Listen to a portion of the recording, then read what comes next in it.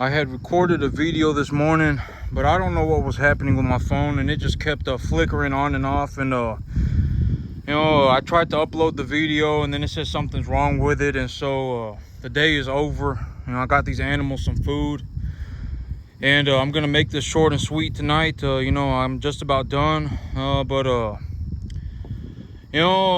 got the okay. So the big thing today that happened today is that I got the deal done. I am signing contracts tomorrow. I will be under contract tomorrow. The property that I've been looking at, I got a deal squared away. And so the deal, essentially what happened is that we decided to go half and half on everything. I asked for a 20% discount, and I asked for a 1-year option contract. And then we just shook hands at 10% in 6 months. And so right now, I got the property for free for 6 months. I'm just going to use the money in my bank account. Well, I'm not going to say for free, because I have to use the money in my bank account to buy an option contract. But, the money in my bank account, it don't really matter to me. I mean, is there really, a big benefit to me having, $15,000 in my bank account, right? Not really. I mean, there's not. It's like, oh my God, I have $15,000 in my bank account. Is that really going to change my life? Not really. If I want $15,000, I'll just go and I'll just sell, a couple, half a dozen, I'll sell 10 cattle or whatever it may be. 15,000 is not going to make or break my life, right? And so the $15,000 in my bank account is worthless money, right? I mean, I can walk around with $15,000 in my bank account. It's not going to change my life. And so I used the money in my bank account to get myself a 6-month option contract on this property. And so I will be effectively be able to use the property starting tomorrow. And I did not get a 1-year option contract, but I did get a 6-month option contract. And I'm perfectly okay with that. When I take a look at everything that I got going on, I would say that the average weight of my herd right now is about 550. The average weight of my herd is about 550. Here in about 3 or 4 months, majority of my animals will be going to market. 75% or more of these animals will be going to market. And actually, these animals here right now, within a month, I will have the fence built and I will have a well drilled. And I am allowed to use the property for 6 months.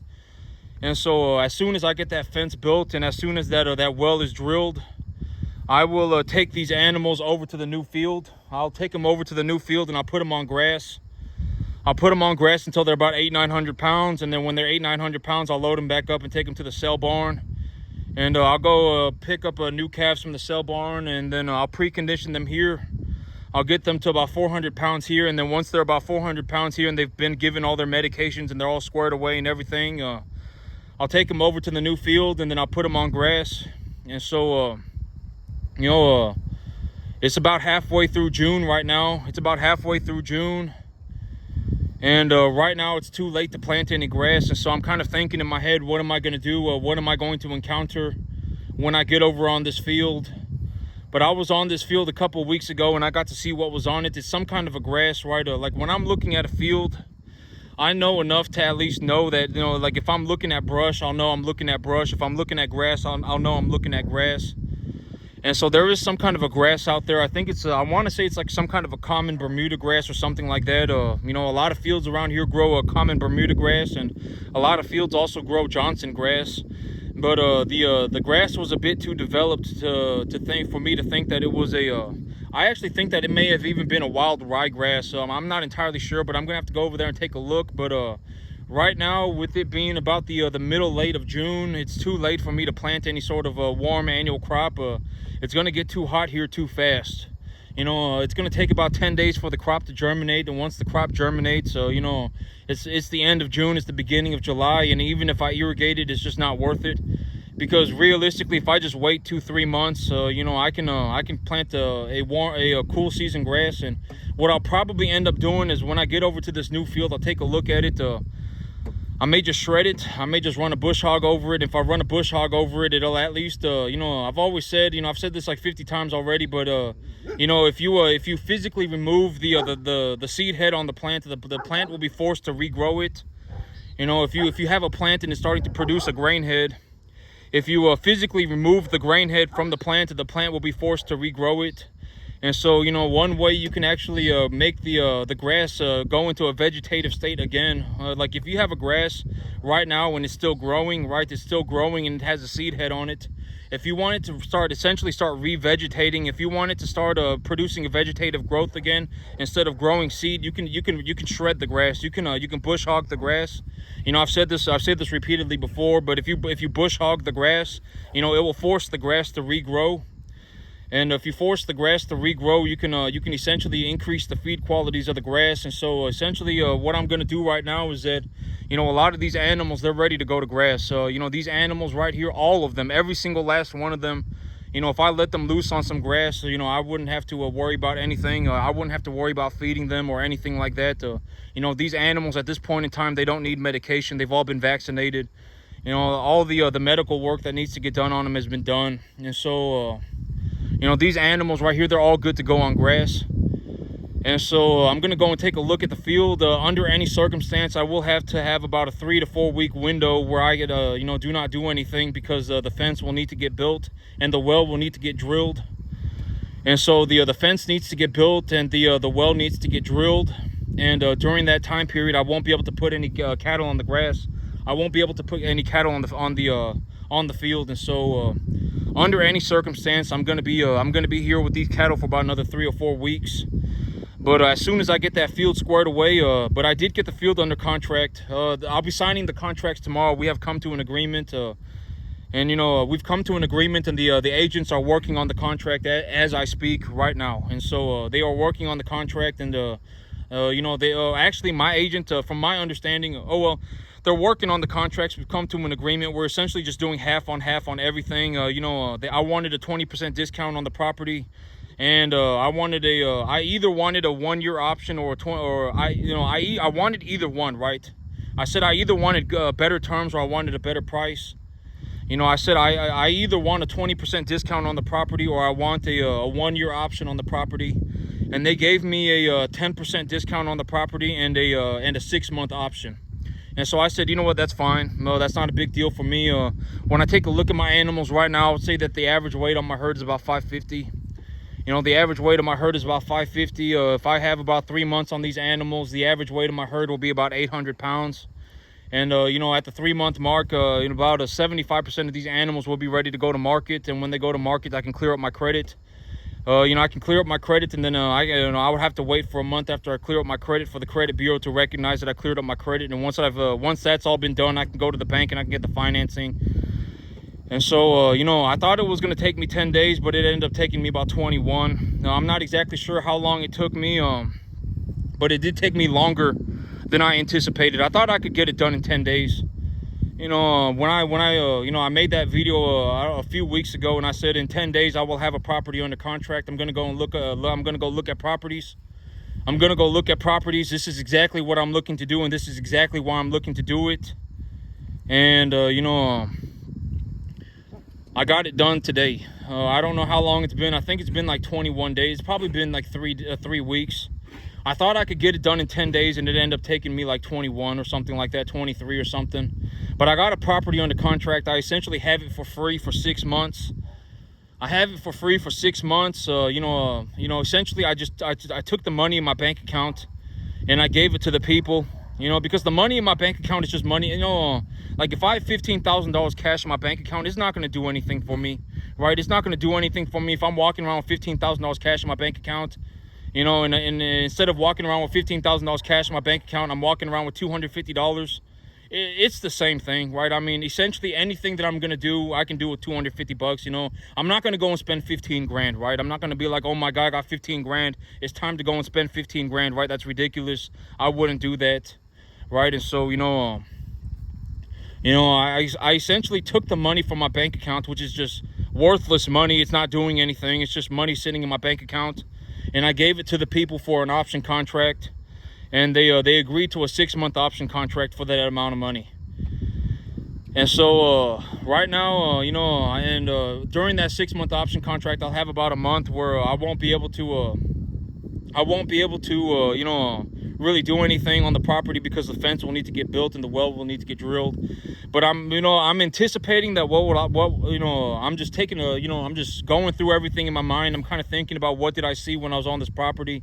I was on this property, actually, I think it was 2 weeks ago. I thought I was going to get, or I think it was about 3 weeks ago. I thought I was going to get it done. I thought I was going to get it done in 10 days. I thought I was going to get it done in 10 days, but it ended up taking me like 21 days. But I got it done, and I'm kind of going over in my head, what should I be anticipating? What should I be doing? Under any circumstance, I'll have about a 3 or 4 week time period. For about 3 or 4 weeks, I won't be able to do anything anyway because there's no fence on the property and there's no well on the property. There's no water on the property. And all of these animals right here, every single last one of them, if I just turned them out on grass, I wouldn't have to worry about anything. All of these animals, they've all been vaccinated and everything. And, if I could let these animals loose on some grass and I could get them to up to 800 pounds on grass, it would cost me hardly anything. It wouldn't cost me, hardly any money at all. When I run numbers on grass, almost, for the last 2 years, with the price of urea at about $550 a ton, it cost me about $15 an animal per month. It cost me about $15 an animal per month to put them on grass, and each animal will put on about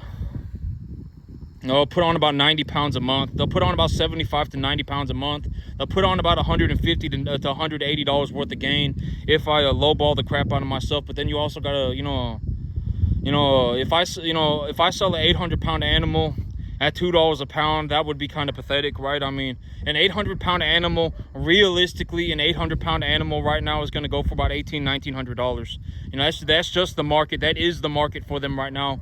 This big fella over here, I paid $1,900 for him. And it was $230. He was $230, and the live cattle, I underpaid for him. And I paid $1,900 for him. And so, $1,600 an animal is very low. If I made $1,600 on a steer, if I had a number 1 to 1.5 type steer and I made $1,600 on him at 800 pounds, and I made $800, if I made $1,600 across the entirety of my herd on a set of number 1 to 1.5 steers, right now with the feeder cattle market where it is right now, I would be, that would be a very not good, right? I mean, that would not be good, Could it happen? Sure. And if it does happen, I'll still make my money on them. But realistically, these animals, a steer, a 1 to 1.5 type steer at 800 pounds right now is going to sell for about $1,700, $1,800, $1,900, maybe even up to $2,000. And so, I'm kind of going over everything in my head, and it's like, I got this property under option contract. I got it for 6 months. I essentially don't have to worry about financing it for 6 months. And in 6 months it'll be December. In 6 months it'll be December. And if I get a conventional loan at the 6 month mark, I can essentially switch it over to an FSA by March of next year. So I'll only have to hold on to the conventional loan for 3 months, 3 to 5 months before I can switch it over to an FSA. And when I switch it over to an FSA, I'll get the 4.75% interest at 40 years, and then I'll be paying less than $1,500 a month for the loan. I'll be paying less than $1,500 a month for the loan, and I'm not worried about the money. It doesn't matter. It doesn't matter what kind of money we're talking about. Like realistically, what I'm looking at right now is that I just used the money in my bank account to get myself some time, right? I found a property that I want, and I got a fair property at a fair price. I've always said it's better to purchase an asset, a decent asset at a decent price, than it is to purchase a poor asset, a poor quality asset. If you find an asset that has problems and you find an asset that is just not good, even if it's at a discount, you should not buy it. I would suggest that you don't buy it. I would highly suggest that you go and look for something else.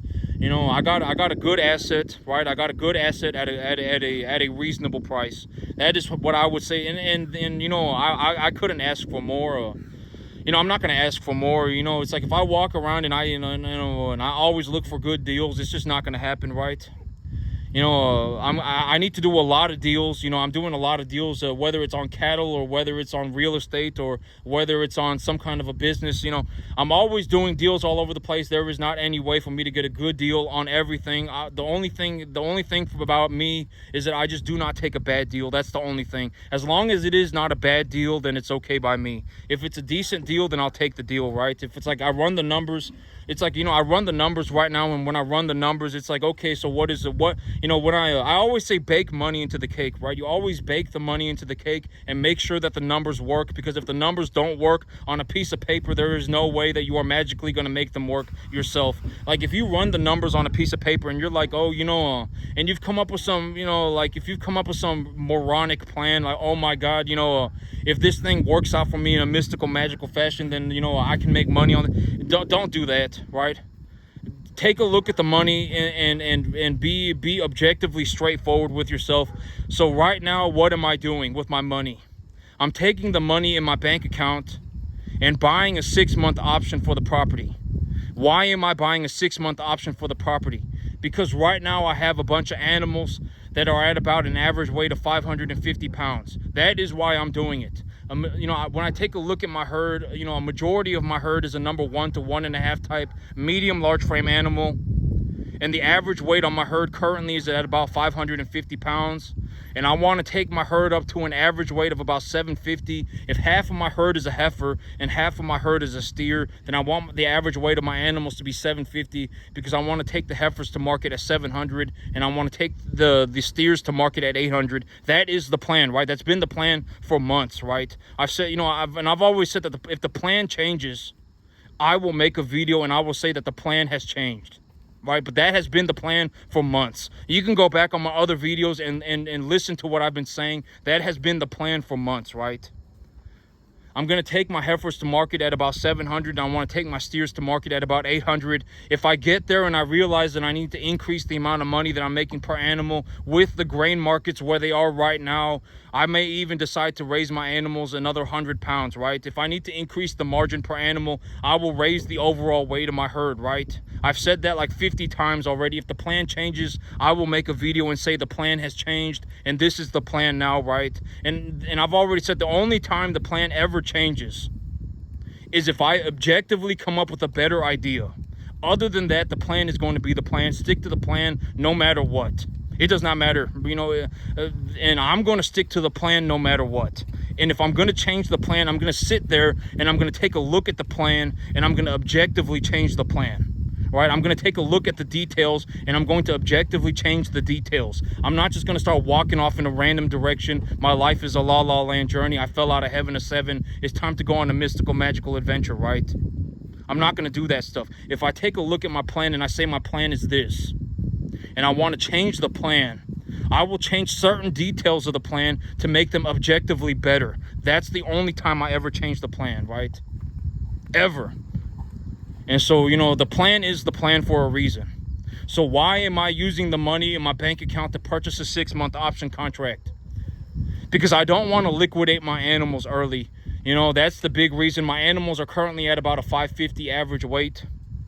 If it takes 1 month for the credit bureau to pick up that I have, cleared my credit, if it takes 1 month for the credit bureau to clear up, to find out that I've cleared up my credit and to raise my credit score, then that essentially gives me about 4.5 months to raise these animals.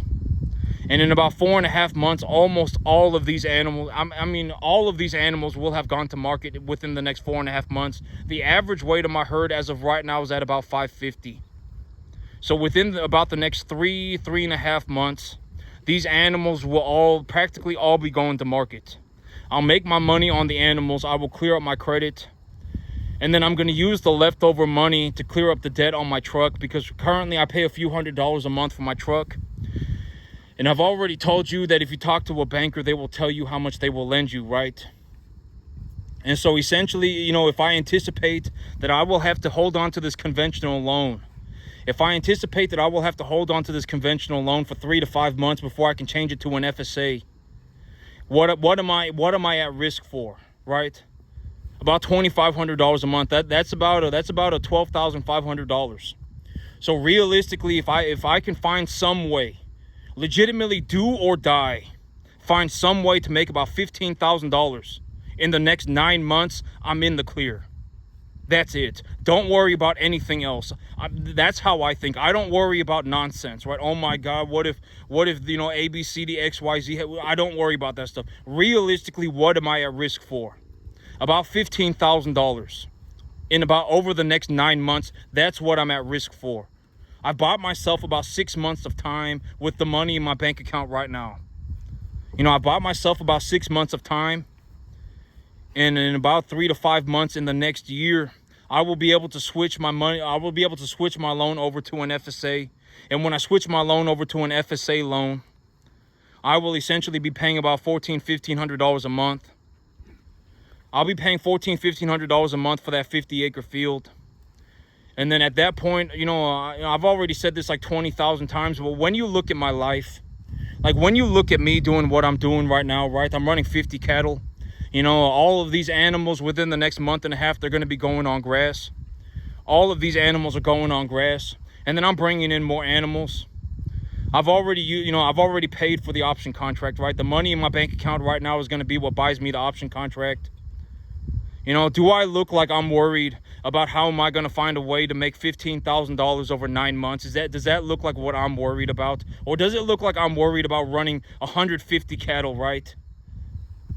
I mean, be honest, right? I mean, take a look at my situation. Do I look like I'm worried? Oh my God, I got to find a way. I got to find some way somehow. I'm going to, you know, I need to find a way to put, you know, $1,500 a month away into my bank account so that I can buy a 50-acre field and then I can run, you know, 150, 200 cattle. Like, do I look like I'm worried about $1,500, right? Does that look like what I'm concerned about? And okay, and here's the thing. You know, and it's like if I legitimately ended up into a situation where I was like, you know, I don't have 15 grand legitimately, then I can finance it. I can go and ask for a loan, right? I mean, it's not that big of a deal. 15 grand is nothing, right? And so, you know, like when and you know, I've always said you want to hang around rich people, right? You want to hang around rich people because rich rubs off. And your chances of becoming rich go up drastically if you hang around rich people. And if you hang around poor people, your chances of becoming poor also go up drastically. You know, and most people, they, you know, like, you know, you could be, you know, rich could slap you in the face tomorrow and you wouldn't even know what it was. Like, legitimately, you don't even know what rich looks like. I mean, you don't, right? Because here's the thing. It's like, if you could be rich, 99.999% of the entire planet of the earth, if you gave them the choice to be poor or rich, they would choose to be rich. The only reason they're not being rich is because they don't know what rich is, right? They don't understand. They don't know. They've been taught to be poor their entire lives, right? And I've already said, you know, being poor, the thing about being poor, it's like, you know, almost all poor people act the same way, right? Almost all poor people act the same way. And once you start to see it, you will start to see it. You will see what I mean, and then you will not be able to unsee it. Once you see what I'm talking about, you'll see what I mean. You know, being poor is like drowning in the ocean. You know, being poor is like drowning in the ocean. And being poor is like being on drugs, right? Like, imagine you found somebody and, you know, they went on a mystical, magical adventure. They had convinced themselves that if they just went swimming off into the ocean, that there's a magical island of gold somewhere. That is how they started off, right? They said, you know, I'm going to throw a Hail Mary, right? I'm gonna throw a Hail Mary, and when it works out for me in a mystical, magical fashion, then I'll go skipping off into the sunset, singing Kumbaya. You know, and it's like drowning in the ocean, right? It's like they've convinced themselves. I mean, and once you've seen it, you cannot unsee it. All poor people, more or less within 93% margin, all act the same way. They all act the same way. You know, once you see it, you cannot unsee it. You know, it's like they've convinced themselves that there's a magical island of gold somewhere. And then they've gone on some mystical, magical adventure and they swam out into the middle of the ocean. And now they're stuck. And it's like, you know, even if you find them in the middle of the ocean, you know, even if you find one of them in the middle of the ocean, which would be a miracle to begin with, right? I mean, because the ocean is so large. It's like if you found someone drowning in the ocean randomly, it would be a miracle, right? It's not like you probably couldn't do it, right? I mean, and you saw them drowning in the ocean. And if you swam out there to help them, they're going to latch onto you, right? That's what being poor is like, and that's why I also do not go out of my way to help poor people, right? I've already said, I don't go out of my way to help poor people, because poor people, it's like drowning in the ocean. If you're poor and you're drowning in the ocean, and if I attempt to save you, the thing that you are going to do is latch onto me, right? Why are you going to latch onto me? Because it's a survival reflex. You can't help yourself, right? It's very hard to be reasonable when you're drowning in the middle of the ocean, right? It's very hard to be reasonable under those circumstances. And so it's like, even, it's like, and that's what I mean by, it might sound horrible, but, I made my peace with God about it. I've made my peace with God. I don't take judgment from man. I'll leave you to die. I'm serious. I will leave you to die. I won't even attempt to help you. I won't attempt to help you. I mean, I will leave you to die. And even if you attempt to latch onto me, I will legitimately kick you off of me, and I'm not gonna go down with you. And I've already said being poor is like being a flea in a jar, right? And it's like either you jump out of the jar or I leave you to die. That's it. Being poor is like that's another synonym, or that's another analogy for it. Being poor is like being a flea in a jar. And it's like either you jump out of the jar or I leave you to die. That's it. I'm not getting in the jar with you. I've already said being poor is like being on drugs. Being poor is like drowning in the ocean. Being poor is like being a flea in a jar. And once you see it, you cannot unsee it. And it's like, if I go out of my way to attempt to help you, you'll latch onto me, and then we're going to go down together, right? And I'm not getting in the jar with you, right? I'm not going to get in the jar with you. Either you jump out of the jar or you die in the jar. And, I will leave you there. It's not my job to save people, right? It's not my job. And I have no desire to do it. Some people might, some people deep down, they might have a desire to attempt to save people. Some people, that might be their desire. They are legitimately going to put in an effort to just save all the poor people on the planet. That is their goal in life. Oh my God, I'm going to make it my job to save all the poor people on the planet, but not me. I'm not even going to attempt to save one person. I'm not even going to attempt it. Either you jump out of the jar yourself or you die in the jar. It's nothing to do with me. And being poor is like drowning in the ocean. If somebody even found you out there, it would be a miracle to begin with. It would be a miracle, right? If you were drowning in the ocean and somebody found you, it would be a miracle. But chances are, if they attempted to help you, you would flail like you would not believe, and you would latch onto them, and then it would turn into a miserable situation, right, for everybody. And so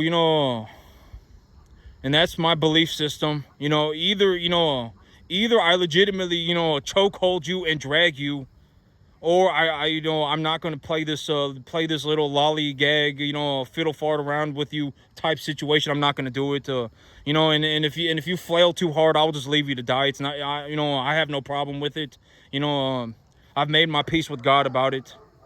I've made my peace. If God wants to judge me for that, then let it be. I made my peace with it. Either you jump out of the jar or I leave you to die in the jar, right? And most of the time, once someone's become poor, like once you've become poor, okay, so the biggest problem, one of the big problems with being poor is that if you come off as a poor person, it is very hard for you to get ahead in life. All right, like, because if you meet a rich person, you will know that they are rich. You will just kind of sense it. You will sense it, right?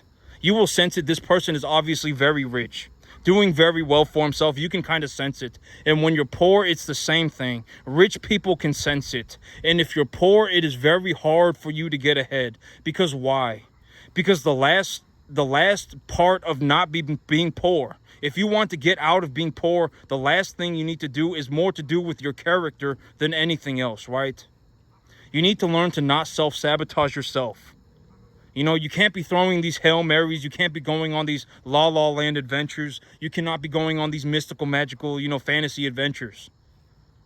Right? You need to learn to not self-sabotage yourself. That is the last step to not being poor. Take a look at me, right? Use me as an example, because here's the thing. It's like I've always said, bake the money into the cake, right? And I was actually taking a look at the numbers today. And once I signed this paper, once I sign this piece of paper, I will have over $1 million in assets. I may even actually have a net worth of over $1 million.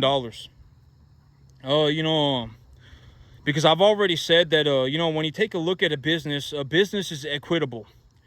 And and I've already defined equity for you, right? I've already given you my definition of equity.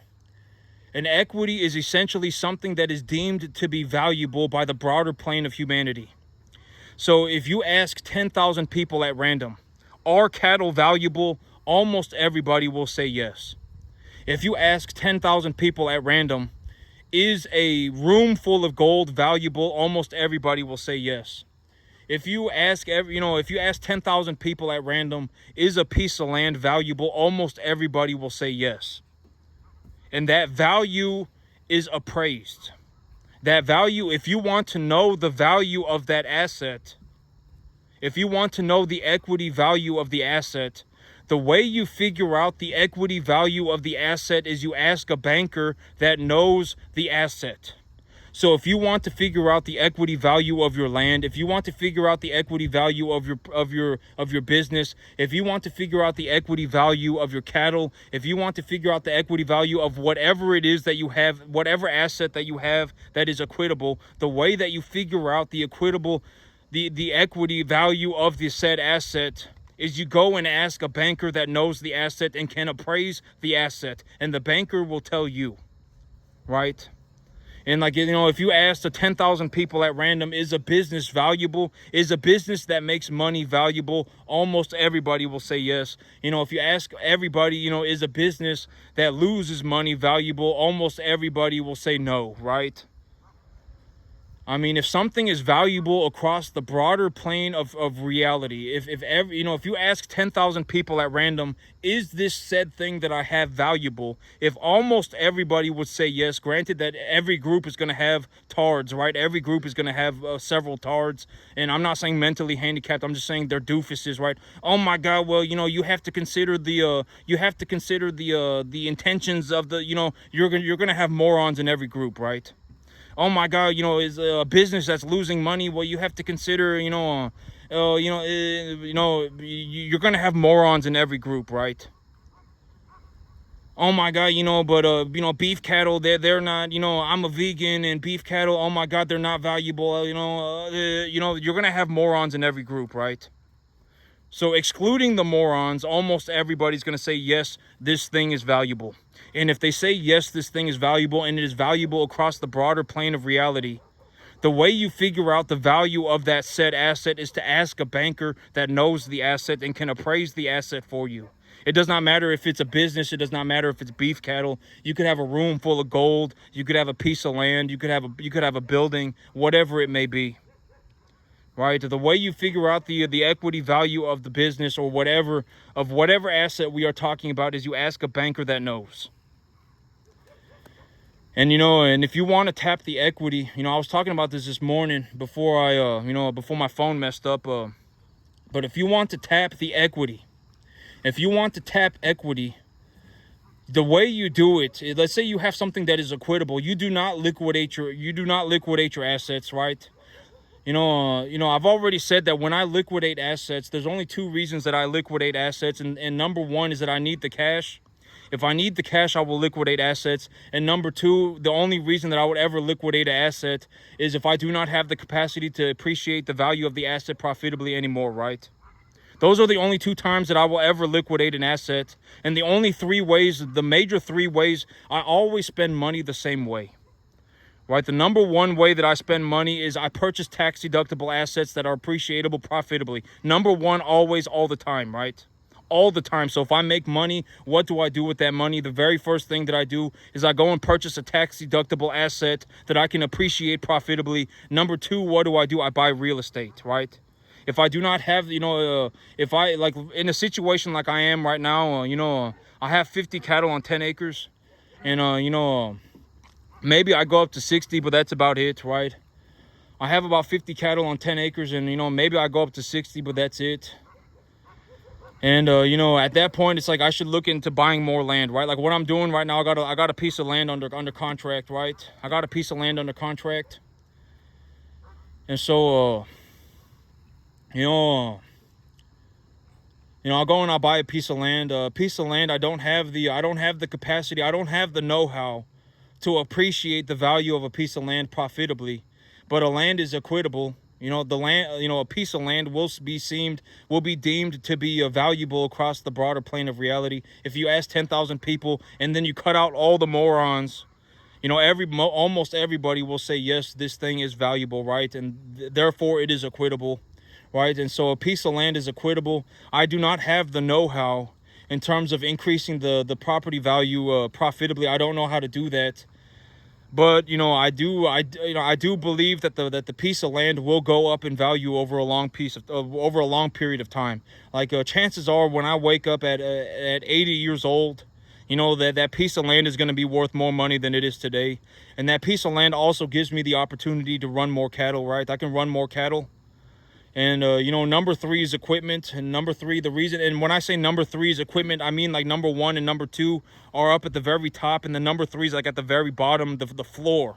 Number 3, the thing that I do not like to invest in, but I will still invest into it before I do anything else, is equipment. And why is that? Because equipment, technically I can make a positive return on equipment, but equipment in itself is a depreciating asset. Chances are, if I buy a new truck, it will go down in value. Almost always guaranteed. If I buy a truck and I increase the value of the truck profitably, I mean, that would be kind of, I don't know, I don't have the know-how to do that, right? And chances are, if I buy a truck, the thing is going to go down in value. Not only is it going to go down in value, but I always say that my golden rule with machinery, my golden rule with equipment is that it will always break. You'll need to put new tires on it. You'll need to change the oil on it. You'll need to put a diesel in it. I mean, it will always require money. And it will go down in value, right? And so that is why number 3 is equipment. And then, but technically, like if I have a big old gooseneck trailer, and I have a big old 350 truck, and I can haul 20 cattle at a time instead of 3 or 4. If I can haul 20 cattle at a time instead of 5, if I can haul 20, 30 cattle at a time instead of 4 or 5 at a time, then I will make more money and it becomes more profitable for me, right? So technically, yes, having equipment will raise my revenue. It will raise my overall profitability. It will raise my overall profitability. But I do not like investing in equipment. A lot of times equipment, it's like if I made too much money throughout the year, and I think, oh man, if I made too much money throughout the year and I think I need to, I think I need a new truck, I take a look at it and I say, if I had a new truck tomorrow, I could actually make more money with this truck. If I'm in that situation, and then I'll go and buy myself a new truck, right? But yeah, but I mean, very, and then number 4 is everything else, right? Once I've done all 3 of those things, and number 4 is everything else. But yeah, I mean, I've already gone over on this video, but I do have the property under contract. I got the property under contract. I thought it was going to take me 10 days. And it ended up taking me about 21 days.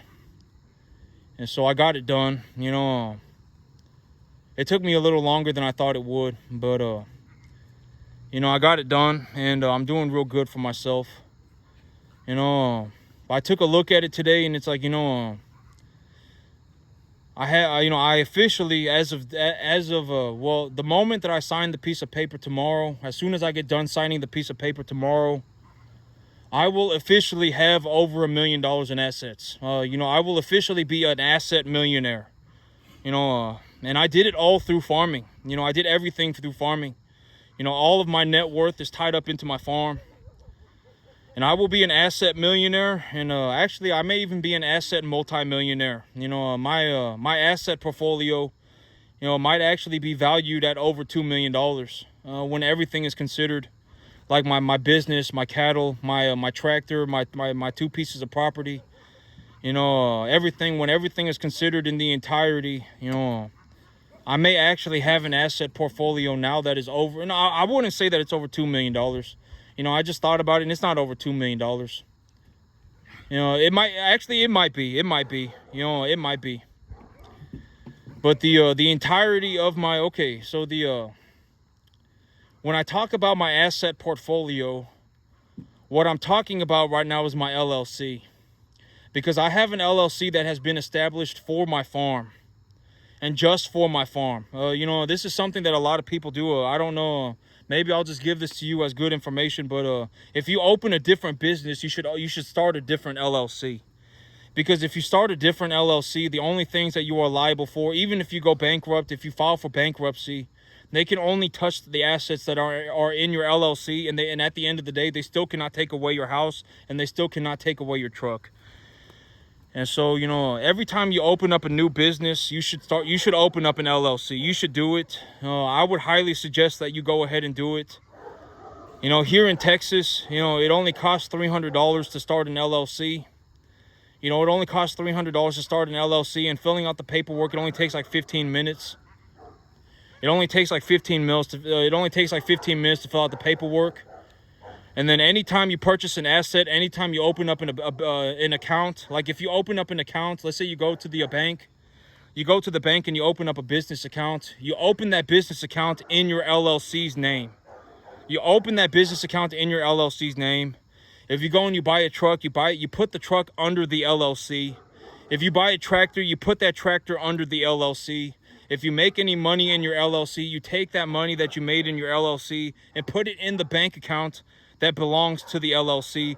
And then at the end of the day, even if you go bankrupt, if you do happen to go bankrupt, right? If you do happen to file for bankruptcy, the government, nobody can take away all of your stuff. They can only take away the stuff that is in your LLC. And this is also what I mean by do not cross collateralize your assets. Like if you take assets and then you start using your, okay, this is the last thing I'll talk about, and then I'm just going to call it a day. Let's say that you find an asset, right? You find an asset and you say, if I have this asset, I can actually make a positive return on it. I'm running the numbers, I'm taking a look at it, and when I run the numbers on this asset, I will actually, the numbers work out, right? The numbers work out, and I can make it work. And then you're taking a look at your everything else you got going on, and you go, you know what? If I take this other asset that I have, asset number one, I take it to the bank because it's equitable, and I open up a line of credit against asset number one, and I use the line of credit against asset number one to purchase asset number two, you are potentially setting yourself up for a major problem. Because if asset number two goes underwater, the bank is now able to take away asset number one too. And so, you don't want to do that. And so how do you get away from that, right? You can do something like a seller finance, right? You can do something like a seller finance. And if you do a seller finance, you're essentially getting the owner to finance the property for you. You don't need to go through a bank. Or number two, you can leverage your cash flow. I've already said this like 50 times. You can leverage your cash flow. You can leverage your cash flow. If you walk into the bank right now and you say, I have a cattle business that makes $20,000 a month.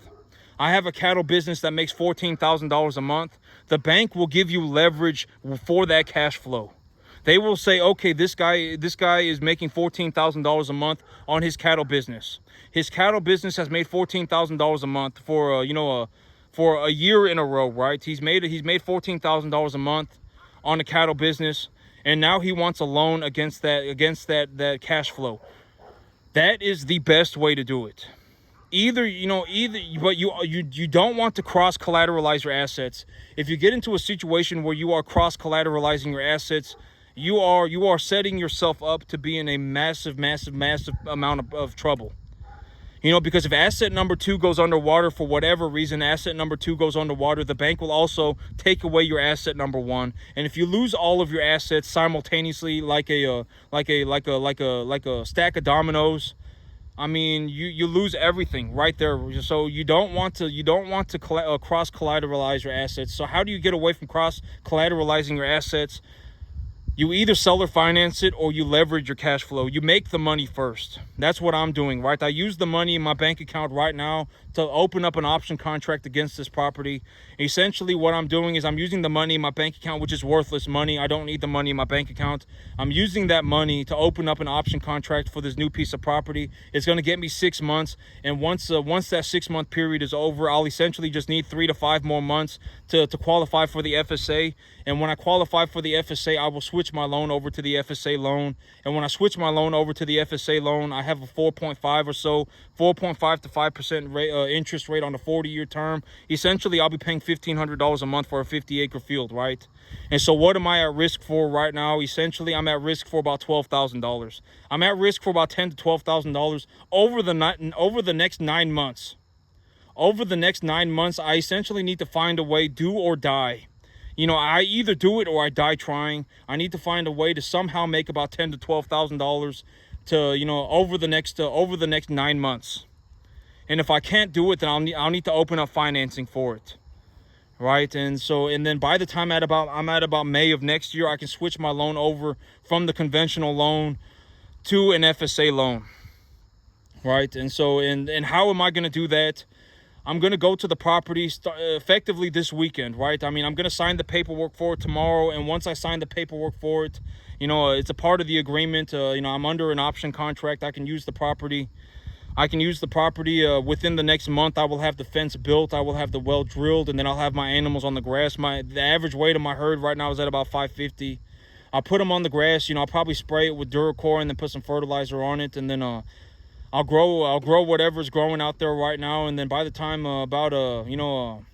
September, about the end of September, I'll plow everything up and I'll plant the winter grass, and then I'll irrigate it, and I'll run my animals on it, and then I'll make my money on the cattle. And when I make my money on the cattle, from the numbers that I've collected with urea at about $500 to $550 a ton, where it is right now and where it's been for about the last year. And the urea just being the benchmark for all fertilizers. If I just use urea as like a benchmark for all fertilizers, meaning that if the price of urea goes up, essentially everything goes up, and if the price of urea goes down, then everything goes down. Essentially, if that is what I'm talking about, if urea is at about $500 to $550 a ton, it costs me about $15 an animal per month. And if I have irrigation, I can essentially grow grass whenever I want. I can grow grass whenever I want. If I have irrigation on the field, I can grow grass whenever I want.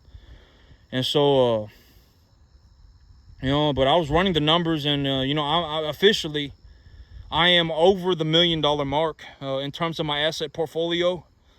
You know, I made over $1 million in the asset market just by farming. It might actually even be closer to $2 million. And but within the next 2 years, I will have a net worth over $10 million. You know, I'm being dead serious. I am being 100% dead serious. So within the next 2 years, I will have a net worth of over $10 million. And if you want to take a realistic look at what I'm doing right now, just with what I got going on right now, my asset portfolio is worth over $2 million.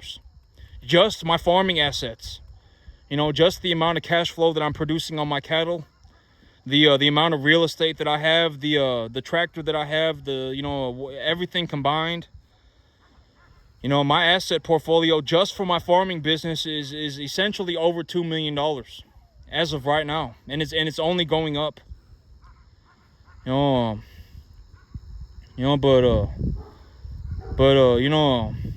I did it. I don't know how else to put it. But I've always said bake money into the pie, right? You got to consider the amount of money being made. But just in my farming business, just what you're seeing right here, and just what you hear me doing, and just what you see me doing, at the proper appraisal values, at roughly proper appraisal values, my asset portfolio just for my farming business is essentially, I would say, just a touch over $2 million. I have over $2 million just in farming in terms of my asset portfolio. And so I was thinking about that, and I was like, dang, just in real estate, once I sign this piece of paper, I have over $1 million in just real estate. But I did not realize what was happening. And then I thought about it. And it's like, how did I get the $2 million worth of real estate? Or how did I get the $1 million worth of real estate? I put about $3,000 a month at risk, and that's it. What did it cost me for me to get about $1 million worth of real estate? Just about $1 million worth of real estate, and it was about $3,000 a month. Because how did I get it, right? I put the money in my bank account. up as collateral essentially for a 6-month option contract. You know, I bought myself a 6-month option contract with the money that I had in my bank account. And, you know, by May of next year or so, I'll be able to switch my loan over to an FSA. And then, you know, well, I would have to include my cattle as well. I would have to say, you know, but if I include my cattle, not the business, but just the cattle and the real estate.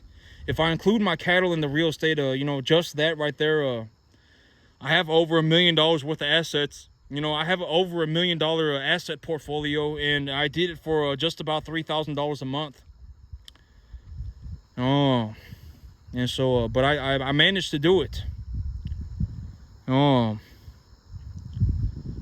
but yeah, I was thinking about that today, and I actually have a, you know, the entirety of just my farming portfolio.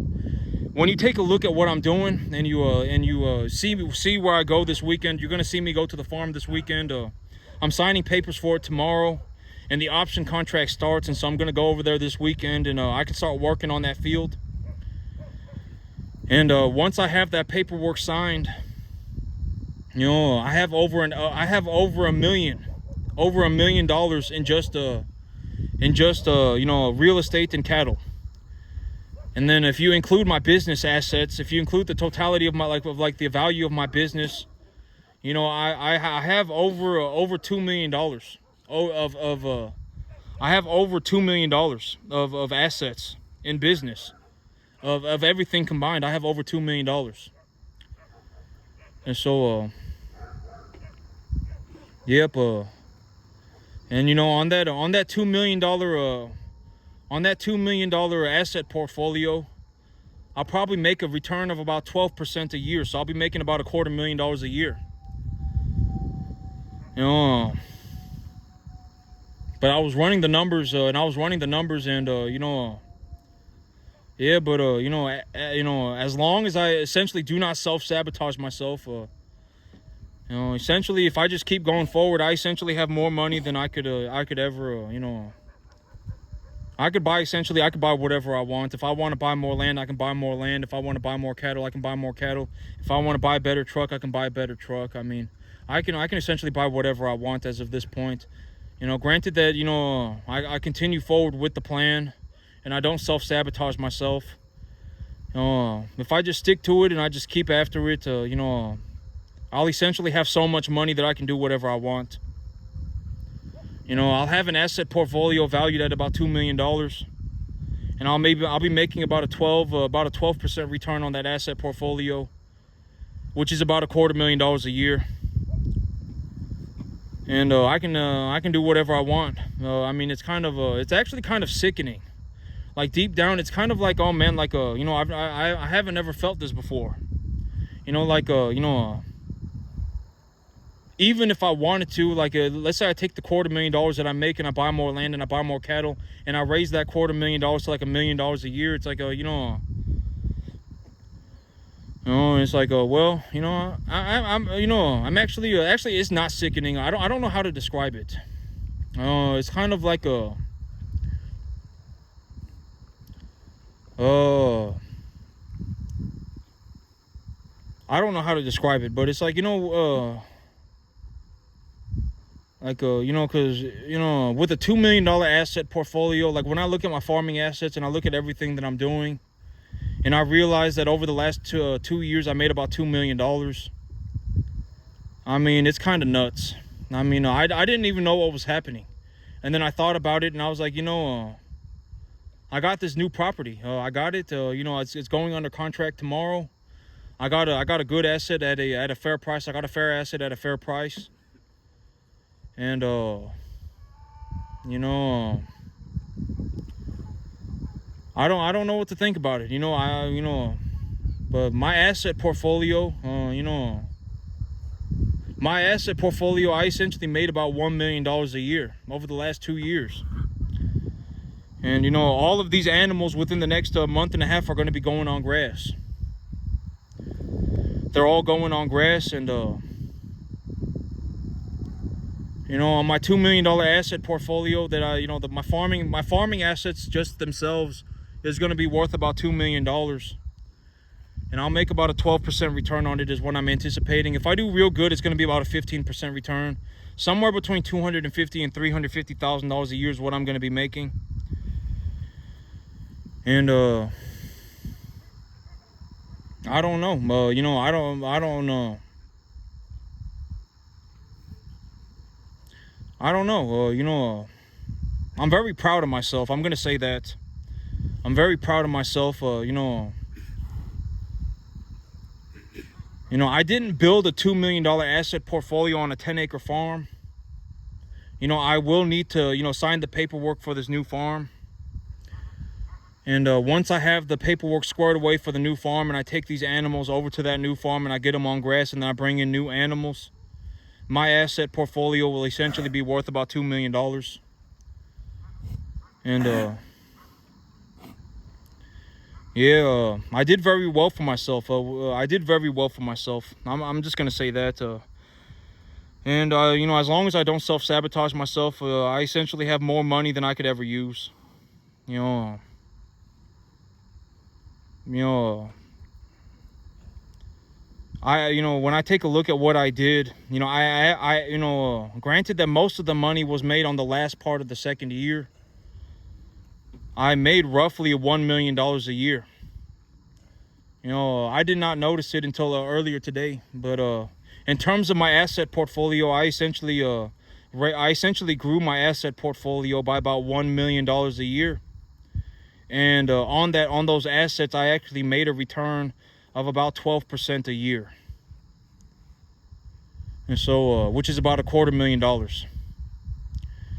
And so, yep, I'm very proud of myself. You know, I'm not taking pride in myself. You know, I acknowledge the things that I've done. And, you know, yeah, I mean, I guess it just is what it is. But I'm going to call it at that. Y'all have a good one, YouTube.